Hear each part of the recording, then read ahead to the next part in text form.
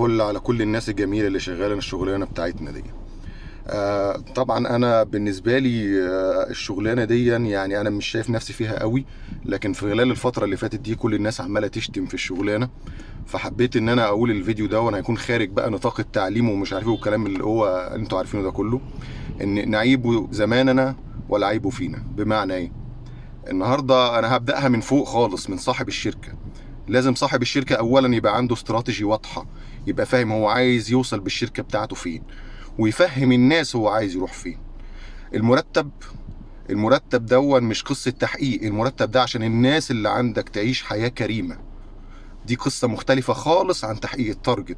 تحقيق التارجت دون انسنتيف لكل اتش ار موجود في كل شركة، لازم يبقى معرف الناس اللي فوق هي دلوقتي الماركت ماشي ازاي، المرتبات ماشية ازاي، المعيشة ماشية ازاي، والتضخم ماشي ازاي. من حقك ان لو اي شخص حسيت ان هو لا مؤاخذه يعني كده بيشتغل شغل مش هو وتعبان وعلى قده، اديله فرصه او اتنين وبعد كده مشي. لكل اصحاب الشركات عندنا امثله واضحه، الناس بقوا مليارديرات ورغم ذلك الناس بتدعي لهم بعد ما ماتوا، زي محمود العربي الله يرحمه الحاج. ادي الناس كلها في المصانع بتاعته وفي الشركات بتاعته حتى الان بيدعوا له، ورغم ذلك ربنا اكرمه من وسع.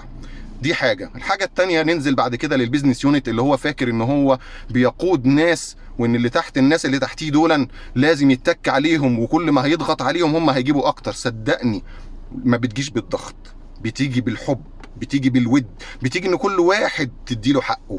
ما فيش هتيجي غير كده، هتيجي بالضغط مره واتنين وبعد كده هتلاقي التيم ده كله اتفشكل اللي تحتيه.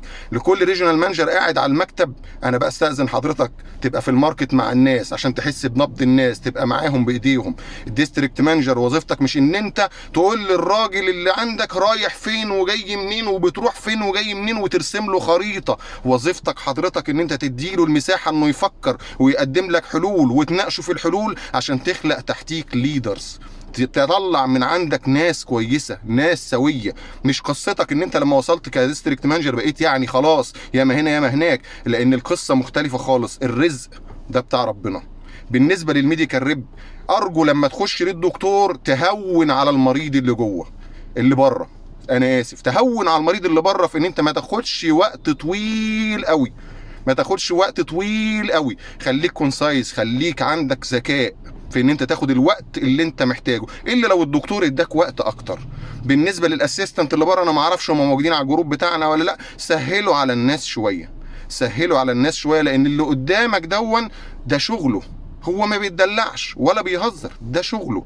بالنسبه للدكاتره سهلوا على الميديكال ريب، ارجوكم تسهلوا على الميديكال ريب. مفيش حاجه اسمها يعني مش بلاش، مفيش حاجه، لا، من حقك انك تحط السيستم بتاعك ده في اخر العياده، ده في اول العياده، ده مره في الشهر، ده مرتين في الشهر، ده ثلاثه، ده من حق حضرتك تماما، وكلنا بنكمبلاي مع دون. بس برضو حاول ان حضرتك تسهل على الزملاء، لان ده شغلهم وهم مربوطين بسي ار ام ومش عارف ايه وجي بي اس والحوارات دي كلها. فانا بقول لحضراتكم المنظومه دي كلها كده احنا السبب في ان احنا خلينا ان الشغلانه دي بقت صعبه علينا كلنا. فبقول لكل واحد في موقع بتاعه في الشغلانه دي، سهل على اللي تحتك وسهل على الناس اللي معاك، وفهم الناس اللي فوقك ان الدنيا مختلفه. الانسان محتاج ان هو قبل ما يفكر في ان هو يحب الشغلانه او لا، ان هو يعيش حياه كريمه محترمه. فارجو من كل اصحاب الشركات لو هم ليهم مجلس يقعدوا مع بعض، يحطوا بنش مارك بقى، يحطوا يعملوا اللي هم عايزينه، بس في الاخر صدقوني مكسب لينا كلنا، مكسب لينا كلنا. الشغلانه دي عملت ناس، محدش يقعد يقول لك يشتم في الشغلانه، الشغلانه دي عملت ناس، الشغلانه دي يكفيها انها انت ما بتمدش ايديك لحد.